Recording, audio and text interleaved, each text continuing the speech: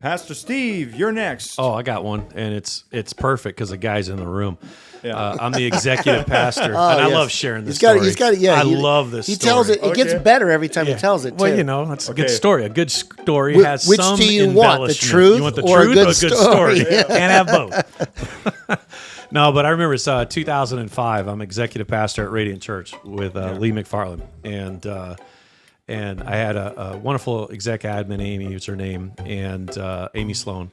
And she, Emily Sloan. I said Amy. Yeah. Gosh, I'll never let that one down. Joe and Emily Sloan, great couple. And I remember I'm in my office, and we're fairly busy. I was in a lot of meetings.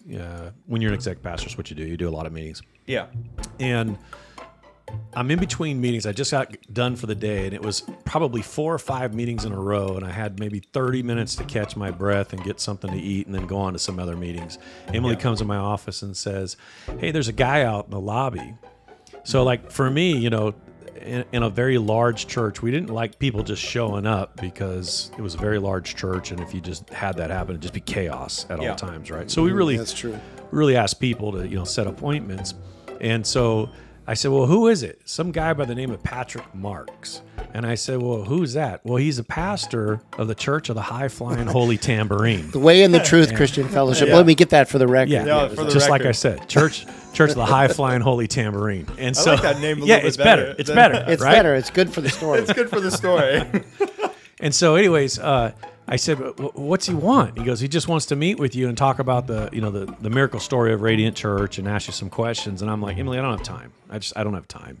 Yeah. We were in a building program at the time. We were working on some other things, and I was heading into a construction meeting. I was trying to slam down some Subway sandwich, and I just wanted to, get going. Yeah. So she was sweet. She went out there and took care of it, and he left. I think about a month or two later, she comes into my office again, and this time she's just like, and I'm like, what's wrong, Emily? And she goes, I can have that effect on people. Yeah, he has that effect on ladies, apparently. No, I'm just kidding.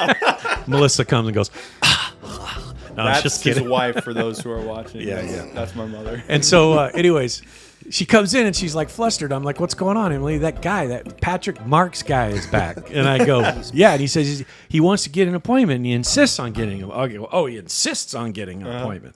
And I said, well, I'm sorry, I'm just too busy. Just, shoo him off. And so she did whatever she did, and she shooed him off. It was probably 3 months later, unrelated. She comes in and she just sits down. She has her binder and she just kind of slaps it on her legs, which she used to do when she get frustrated. And she goes, oh my gosh. She goes, that Patrick Marks guy is out there again. And he said he will not leave unless he gets on your calendar. He also told me he doesn't care if it's going to be over a year to make that meeting. So I was at that point very determined.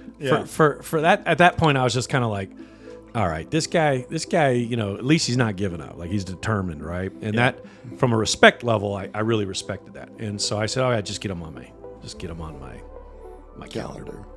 So, I looked him up. I looked up the church, and Radiant was very much an outreach church. I think at the time, pastor in the church was probably trying to figure out what is God's calling to our church, and you navigate that as a church planner. Yeah. Sometimes it's revealed from start, and sometimes it just kind of comes over time. And so I think he was trying to figure that out. And I said, I'm going to mess with this guy. And at that time, we had a coffee shop, and I'll try to refrain, but you can look it up. It's from Hawaii, and it's called Bad Donkey Coffee. Yeah, but the King James version. The King James. And it's actually a well-known product that's in Hawaii. It's actually a brand. It's a brand. Really? Yeah. I didn't know and that. so I said, I'm going to mess with this guy. I'm going to have the meeting over at Bad Donkey Coffee just to kind of mess with him a little bit. Yeah. Didn't faze me. Didn't faze him. But we go over there, and if you know anything about Pastor Pat, because you've been living with him for 21 years actually, he has sometimes this intensity in this look where he could get really focused on something. He's like, yeah. He just has this like, I have been misinterpreted many times. yeah, it's just this real intensity. And so we sit down. Yeah, it's like a. So we sit down. He flips open his binder and he gets his pen out. And I kid you not, he goes, "I want you to tell me the 10 reasons why Radiant has grown." I'm ready.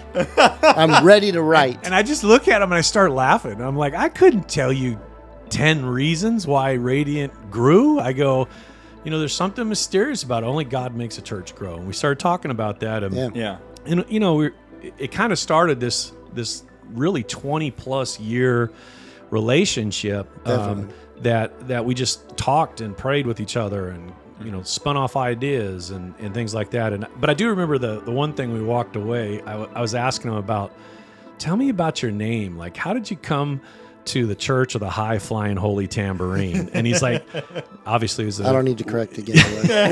Way in the Truth Christian Fellowship Inc.com. .com. Yeah. And so he says, well, do you have anything for me? Like anything? I said, that's a really long name. And the web name is really long too. I go, what's that? I go, give me some more. Like, where'd that come from? Oh, it's based on John 14:6. I am the way, the truth, and the life. No man comes without. I go, oh, that's cool, man. Yeah. And then I just said, well, what about like 14:6? Yeah. Like 14:6, like just a cool short name. He goes, what do you mean? I go, well, like churches, there's like this, at that time, there was this like whole thing on, we got to have a cool name. It's not First Assembly. It's not First Baptist. It's not whatever. So that's going to stand out. Yeah. How many Grace Fellowships have you seen? Yeah. A lot. Yeah. So or Foothills or, Baptist, like whatever, and they're everywhere. And so like back then in the early 2000s, everybody was trying to come up with cool church names. Yeah. So, and I was at Ridgeline Church later on, and that's what we did too. We had a cool name nobody else had. And so I said, what about 14:6? And he goes, yeah, that's cool, 14:6 Church. And so I want to say it was about a year later, maybe 2 years later, he had changed it to 14:6 Christian Church. Wanted to make sure people knew, and it was clear that it's a Christian church, right? Yeah. And then I want to say maybe 3 or 4 years after that, just dropped the Christian part because obviously it's everywhere in terms of our statement of beliefs, who we are, culture, the whole thing. Right. And it just became 14:6 Church until 2017 when it became a Calvary Chapel. So Calvary Chapel 14:6. Cool story, man. Dude, that is an epic story. Like, I love these kinds of stories where you get background, almost like church lore. It's like the lore behind our church, which I think is really, really cool, because then people just see like what it took to get to where we're at today, and God gets the glory for it. And that's what's so cool, is that we can talk about these stories, have a good time, but then God gets the glory for it. And I think that is something that is so cool. And that's why I love talking about these kinds of stories. So thank you guys for coming in here and doing this with me.